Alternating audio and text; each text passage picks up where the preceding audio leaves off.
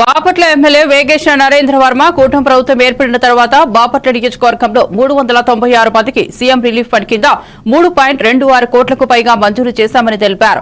Bapatla TDP కార్యాలయంలో 16 మందికి చెక్కులను పంపిణీ చేశారు. మెడికల్ కళాశాల పనులు వేగవంతం చేసి 2027-28 నాటికి పూర్తి చేస్తామని అన్నారు. రాష్ట్ర అభివృద్ధి విద్యా సంస్కరణలపై ప్రభుత్వం కృషి చేస్తోందని పేర్కొన్నారు. ఈ కార్యక్రమంలో టీడీపీ నేతలు లబ్ధిదారులు పాల్గొన్నారు. వాటితోనే అత్యుత్తమ అభివృద్ధి సాధ్యం.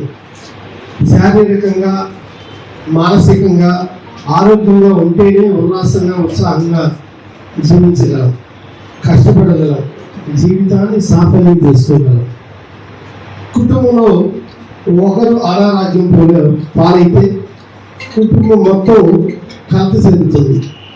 ఈ కుటుంబంలో వ్యక్తి అనారోగ్యానికి గురి కావటం నిజంగా బాధాకరం. మీ కష్టం ఎదురైనప్పుడు మీ కుటుంబాన్ని పెద్ద కొడుకుగా ఆదుకుంటానని మాట ఇచ్చాను.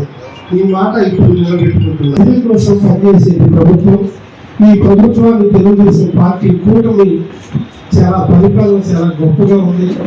ఆర్టీసీలో ఉచితమైన ప్రయాణం కానివ్వండి, మహిళలకి 3 సిలిండర్లు కానివ్వండి, ఈరోజు బిల్డింగ్ రెగ్యులైజేషన్ స్కీమ్ కానివ్వండి, తద్వారా మన మెడికల్ కాలేజీ కానివ్వండి, అలాగే అన్నదాత సుఖీ భవ అంటూ ఆ పథకం కానివ్వండి, తల్లికి వందనం పేరుతో ఎంతమంది పిల్లలు ఉంటే అంతమంది పిల్లలకి ఆ తల్లికి వందనాన్ని అందించే దిశగా, ఆ చదువు నిమిత్తం అందించే దిశగా వెళ్ళే కార్యక్రమాలు కానివ్వండి అతి గొప్పగా జరుగుతూ ఉంది. ఈరోజు ఈ ప్రభుత్వం ప్రజల కోసం పనిచే ప్రజా ప్రభుత్వం అని నేను గర్వంగా ఘనంగా